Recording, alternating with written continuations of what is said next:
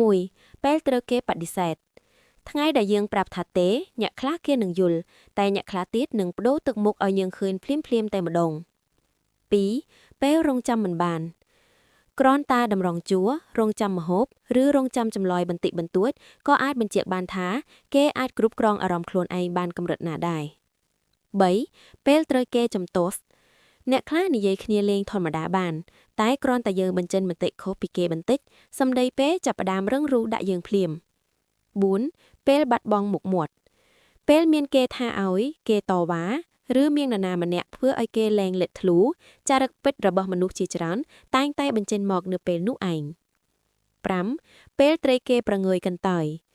បើគេធ្លាប់តែទទួលបានការចាប់អារម្មណ៍ពេលយើងលែងរវល់រត់តាមយកចិត្តគេនឹងចាប់ផ្ដើមបញ្ចេញអាការៈអ្វីមួយមកមិនខាន 6. ពេលសុំមិនបានអ្នកខ្លះមើលទៅគួរឲ្យស្រឡាញ់ណាស់នៅពេលដែលគ្រប់យ៉ាងបានតាមចិត្តតែពេលសុំអ្វីមួយមិនបានស្រាប់តែនិយាយស្ដីផ្លែកភ្លាមមួយរំពេក 7. ពេលបាត់បង់ផលប្រយោជន៍ថ្ងៃដែលមិនបានដូចបំណងយើងនឹងឃើញច្បាស់ថា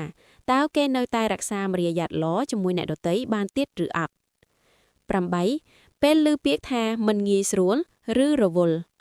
មនុស្សដែលចេះយកយល់ពិតប្រាកដគេនឹងយល់តែមនុស្សដែលគិតតែពីខ្លួនឯងនឹងធ្វើហាក់ដូចជាយើងជាអ្នកថោកទៅវិញ 9. ពេលយើងមិនព្រមចោះញោមងាយអ្នកខ្លះស្រឡាញ់យើងនៅថ្ងៃដែលយើងស្ដាប់បង្គាប់តែពេលយើងមានព្រំដែនផ្ទាល់ខ្លួនគេបែរជាលែងចូលចិត្តយើងដូចមុន 10. ពេលត្រូវគេរំលឹកពីមารយាទ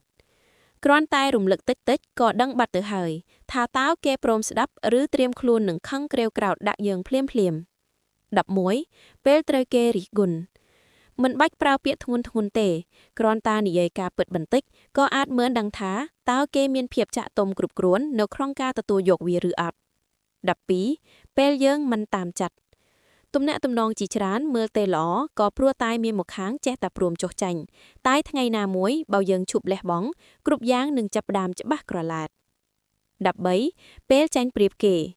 បើមនុស្សម្នាក់តែងតែចង់ឈ្នះរហូតដល់ពេលមានអ្នកណាពូកែជាងគេតែងតែចាប់ផ្ដើមបញ្ចេញចរិតមិនគួរឲ្យស្រឡាញ់មកក្រៅ